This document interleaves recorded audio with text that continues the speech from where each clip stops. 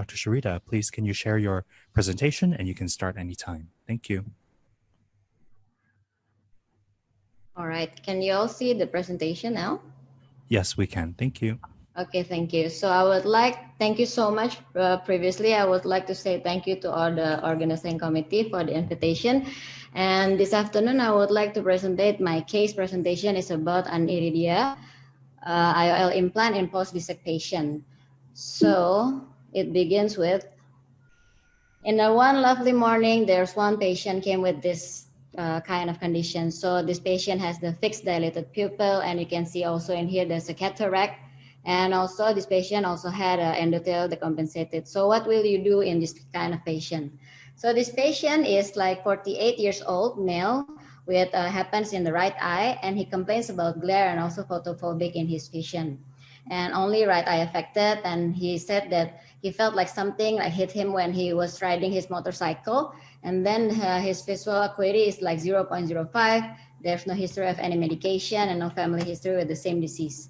So I think the differential diagnosis for dystrophy and also a previous acute glaucoma attack can be out, and then we can be between the severe blunt trauma or ophthalmomyiasis. So because there's no lava found in the cornea and also the conjunctiva, I conclude this patient may be having some severe blunt trauma. So this is the SOCT. We can see here that the CCT was increased, and also there's an abnormal DM image in here. So the cement membrane is like curly. And then what will you do in this kind of patient? We can divide it into two kind of intervention. One is the medication, and the second one is surgical. For the medication, you can use any bandage lens, and also the combination of bandage lens and hypertonic saline. But you have to remember the hypertonic saline only okay in the acute phase. But if it's already chronic, then most probably we have to do the surgical. So is it like one step for EK and also cataract in one step, or two step? And this is the surgery. We can see here that this is the dissect that I make. So after you remove all the epithelium using the sphere, and then you put like 8.0 diameter to like the edge of your decimal stripping, and then put the AC maintainer so the AC can be formed. And then using the Reversinsky, you strip out all the decimae, make sure that you can stripping the 360 degrees. And then using forceps, you can take out the decimal stripping using the forceps.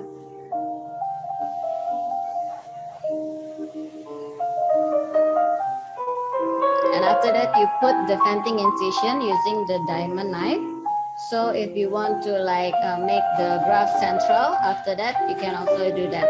And don't forget to do the PI, because if not, the IOP will increase after the surgery. And then followed by you pull in the donor graft here, and then make sure that all is unfolded. After that, you put a small bubble inside, and then make sure that the graft is well centered. If the graft is not centered yet, there will be two kind of approach that you can do.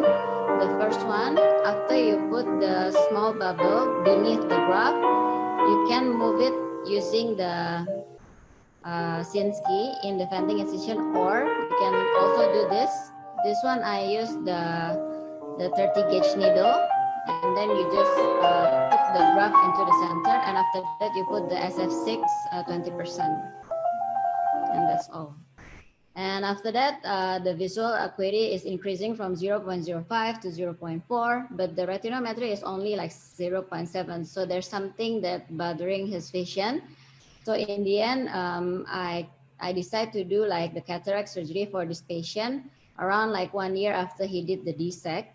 And now the ECC before the cataract surgery is 2155. It's 1 week endothelial cell count. And this is the cataract surgery. So after you put the viscoelastic inside using the Ultrata, you can do the CCC, the anterior CCC. And after that, don't forget to do the hydrodissection on the lens, because it was only the cataract grade 1 and 2. So after that, you can like do the segment removal, continued with the IA.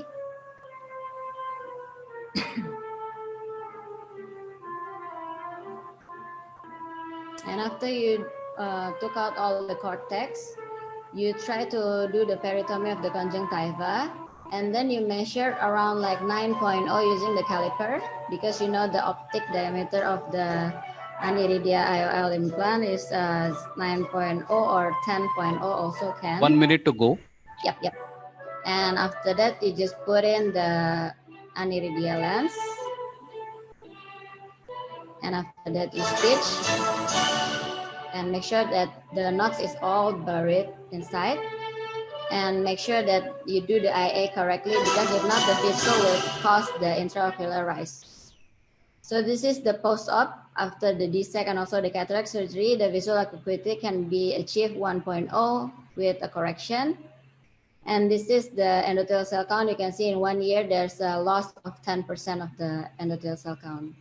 So I think that's all for my presentation, and thank you. Thank you, Dr. Sharita. Excellent surgery and excellent presentation. So for the next speaker, we'll have Dr. Ray.